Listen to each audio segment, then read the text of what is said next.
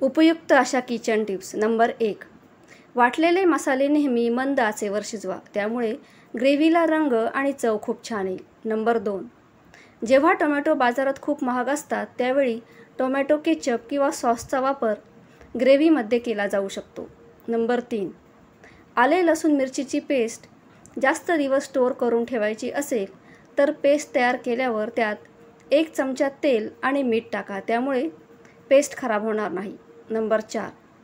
तांदळाची खीर जर जास्त टेस्टी बनवायची असेल तर तांदूळ आधी तुपावर लालसर रंगावर येईपर्यंत परतवून घ्या, त्यामुळे खीर चविष्ट तयार होईल. नंबर 5. बऱ्याचदा दूध तापवायचं लक्षात नाही राहत. अशा वेळेस दूध खराब होऊ नये म्हणून मंद गॅसवरच दूध तापवा, म्हणजे दूध खराब होणार नाही. नंबर 6. जर त्वचेवर सुरकुत्या पडत असतील तर रोज रात्री गरम दुधात हळद टाकून पिल्याने त्वचा कायम चकचकीत राहील. नंबर 7.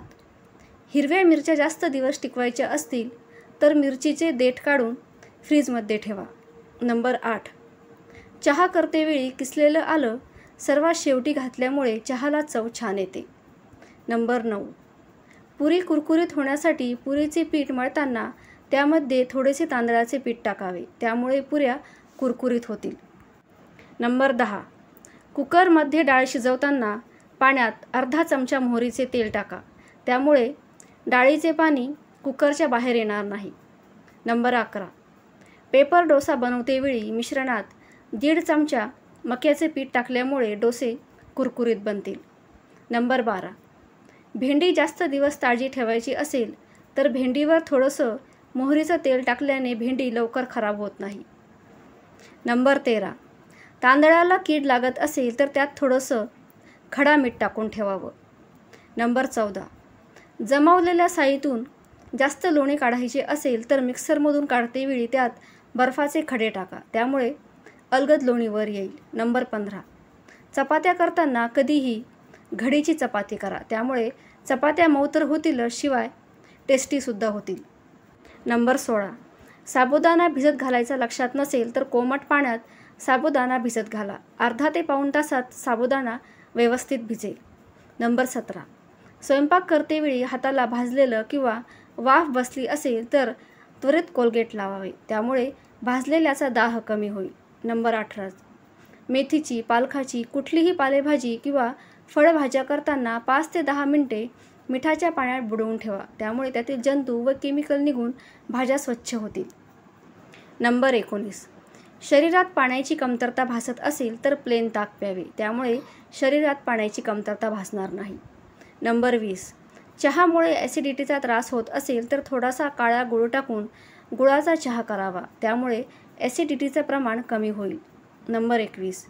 उन्हाळ्याच्या दिवसात चपात्या खराब होतात. अशावेळी सर्व चपात्या केल्यानंतर ताटामध्ये 5 ते 10 मिनिटे पसरवून ठेवा. गार झाल्यानंतर डब्यात भरा, त्यामुळे चपात्या खराब होणार नाहीत. नंबर 22. अन्न पचन व्यवस्थित होण्यासाठी जेवताना जास्त पाणी पिऊ नका.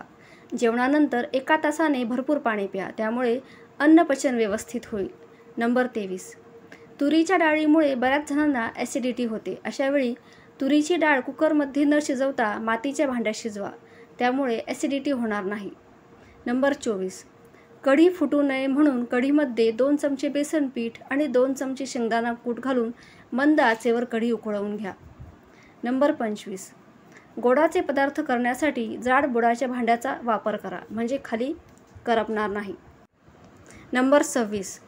रवा खराब होऊ नये म्हणून रवा भाजून हवाबंद डब्यात भरून ठेवा, म्हणजे रवा खराब होणार नाही. नंबर 27.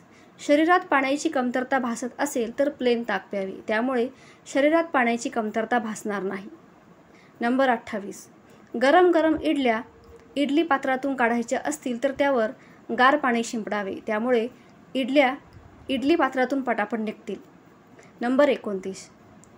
शरीरातील उष्णता कमी करण्यासाठी आठवड्यातून एकदा तरी नारळ पाणी प्यावे. नंबर 30. दुपारी आणि रात्री जेवणानंतर छोटासा गुळाचा खडा खावा, त्यामुळे शरीरातील साखरेची पातळी खालावत नाही.